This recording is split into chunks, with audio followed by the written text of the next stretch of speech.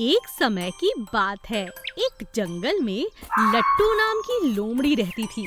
वो बहुत चालाक थी। वो जंगल में सभी को बहुत तंग किया करती थी।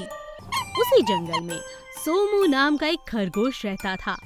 सोमू और लट्टू एक दूसरे को बिल्कुल पसंद नहीं करते थे। वो एक दूसरे को हर वक्त तंग किया करते थे।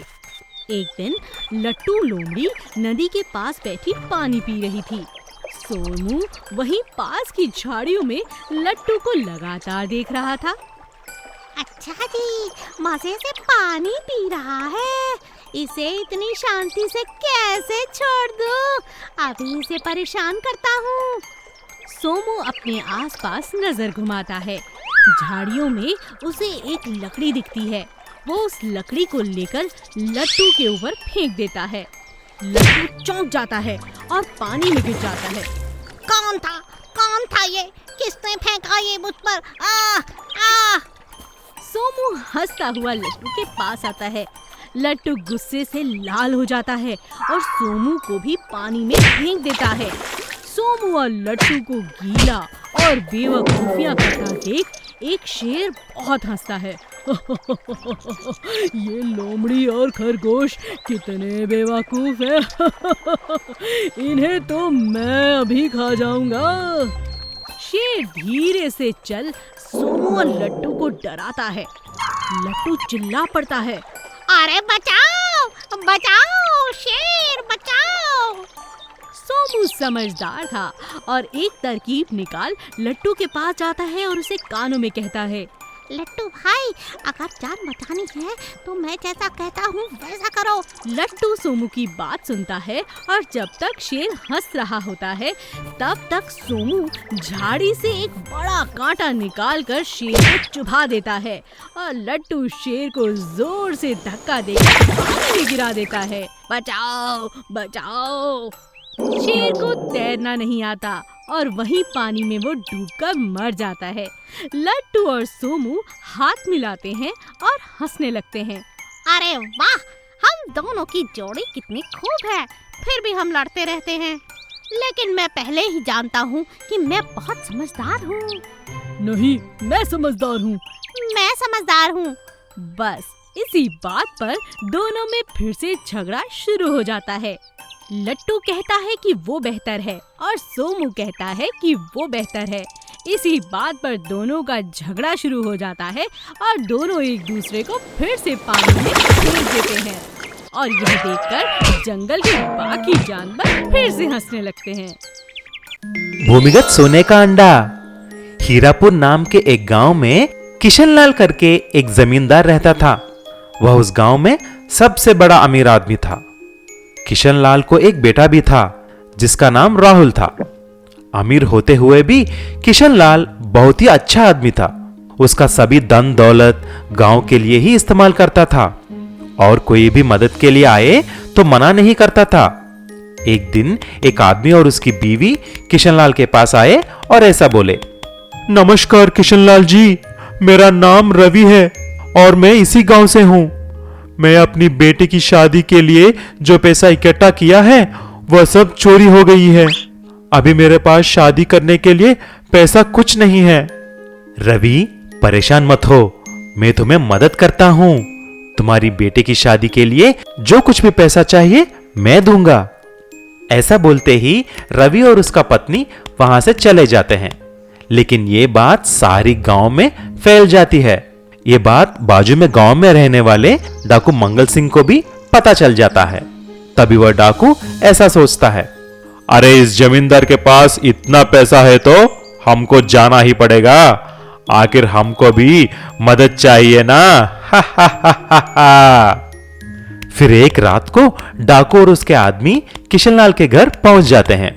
जब किशनलाल सो रहा होता है, धीरे से जाकर अलमारी खोलते हैं, लेकिन उसमें कुछ भी नहीं था। न पैसा न जेवर, कुछ भी नहीं। लेकिन डाकू मंगल सिंह की नजर एक छोटे से बक्से पर पड़ती है। उसे खोलकर देखा तो उसमें गुप्त निधि की नक्शा मिलता है। अरे, ये तो गुप्त निधि की नक्शा लगता है। चलो इसे खोज कर देखते हैं कि इसमें क्या है और हम बहुत जल्दी ही धनवान बन जाएंगे। डाकू मंगल सिंह और उसके आदमी तीनों मिलकर नक्शे के हिसाब से जमीन खोदने लगते हैं। ऐसा ही बहुत दिन तक खोदते खोदते एक सुरंग बना देते हैं। लेकिन ठीक उधर ही जमीन के ऊपर किशनलाल का बेटा राहुल अपने दोस्तों के साथ खेल रहा होता है। खेलते खेलते उनको कुछ जमीन खोदने की आवाज सुनाई देती है और राहुल जमीन पे कान रखकर सुनता है। अरे ये क्या, अंदर कुछ हो रहा है। यहाँ पर जमीन खोदने की आवाज आ रही है। उसके बाद राहुल जाकर उसके पापा किशनलाल को सारी बात बोलता है। किशनलाल पुलिस को लेकर वहां पर पहुंच जाते हैं। जब जेसीबी से जमीन खोदकर देखते हैं तो नीचे एक सुरंग और उसमें डाकू मंगल सिंह के आदमी थे। कुछ ही दूर में एक बड़ा सा सोने का अंडा और खजाना भी था। वह सब किशनलाल का था। तभी किशनलाल ऐसा बोला, पुलिस भाई, इस डाकू और उनके आदमियों को गिरफ्तार कर लीजिए। ये मेरे दादाजी का गुप्त निधि चुरा रहे हैं। तभी पुलिस सबको गिरफ्तार कर लेती है और किशनलाल उस बड़े से सोने के अंडे को सब लोग देखने के लिए उसके घर के सामने प्रदर्शन में रखते हैं और सारा खजाना गांव के लोगों में बांट देते हैं। गर्भवती खरगोश की कहानी। यह बहुत समय पहले की बात थी। भीमापुर के जंगलों में एक खरगोश रहा करती थी। वह खरगोश गर्भवती भी थी, इसलिए ज्यादातर वह अपने घर में ही रहती थी। लेकिन कभी कभी बाहर आकर खाने की तलाश में जाती थी। उसी जंगल का राजा शेर बहुत ही अच्छा था। किसी को भी बिना वजह के मारता नहीं था। राजा शेर को एक दिन बहुत भूख लगी थी और उसने खरगोश को देख लेता है। उसको खाने के लिए सोचता है। अरे खरगोश, आज मुझे बहुत भूख लगी है और कोई भी जानवर नजदीक दिखाई नहीं दे रही है, इसीलिए आज तुम्हें मेरा शिकार बनना है। तभी खरगोश ने भारी मन से रोते हुए ऐसी बोली, अरे महाराज, आप बोलो तो मैं अपने जान देने के लिए भी तैयार हूँ, लेकिन मैं अभी गर्भवती हूँ। मेरे पेट में छोटे छोटे बच्चे हैं। मेरे लिए ना सही उन छोटे बच्चों के लिए मुझे छोड़ दो। खरगोश की बात सुनकर शेर की आंखों में आंसू आ जाते हैं और शेर प्रतिज्ञा करती है कि वह उसको नहीं मारेगा, बल्कि उसकी रक्षा भी करेगा। तभी से शेर खरगोश से दोस्ती करने लगी, उसी के साथ रहने लगी। ऐसा ही कुछ दिन बीत गए और खरगोश ने 5 छोटे छोटे खरगोशों को जन्म दिया। एक दिन जब खरगोश और शेर बच्चों के साथ खेल रहे थे, एक दुष्ट चालाक लोमड़ी उनको देख लेता है और मन ही मन में ऐसा सोचता है, खरगोश के बच्चे तो बहुत स्वादिष्ट रहेंगे। मुझे उनको पाने के लिए पहले उस शेर से दोस्ती करनी पड़ेगी। ऐसा सोचकर लोमड़ी शेर के साथ दोस्ती करने लगी। उसको रोज आकर मिलती थी और बहुत सारे बातें भी करती थी। कुछ दिन के बाद जब शेर और खरगोश खाना ढूंढने के लिए बाहर गए, लोमड़ी ने चुपके से खरगोश के घर में जाकर एक बच्चे को उठाकर भागती है। जब दोनों घर पहुंचे, खरगोश ने देखा कि उसकी एक बच्ची गायब है। तभी शेर से जाकर ऐसी बोली, शेर भाई देखो, जब हम बाहर गए कोई आकर मेरे बच्चे को उठाकर ले गए।